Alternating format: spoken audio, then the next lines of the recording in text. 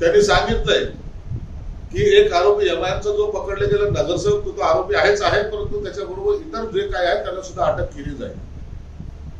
मी सुद्धा माननीय मुख्यमंत्री आज दौऱ्यावर, पण संध्याकाळी मी त्यांना एक पत्र देत आहे, त्याची कॉपी मी तुम्हाला देतो.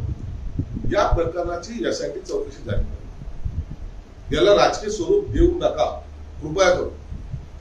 हा जो प्रकार आहे हा अत्यंत गंभीरपणे घेण्याचा प्रकार आहे.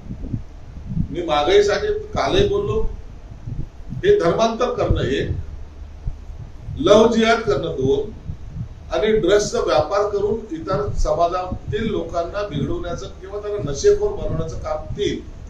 अशा तिन्ही स्टेजवर ही यंत्रणा काम करते. हे एमआयएमचे जे आहेत ते सोकळ नेते हे सुद्धा या कुणाचे तरी मोहरे आहेत. म्हणून याचा तपास फार लांबपर्यंत जाणार आहे. मोठा त्यातून रॅकेट बाहेर येणार. कुणाशी इम्तियाजचा कुणाशी वैर किंवा माझं त्याच्याशी वैर म्हणून हा प्रकार चाललाय असं समजण्याचं कोणतंही कारण नाही.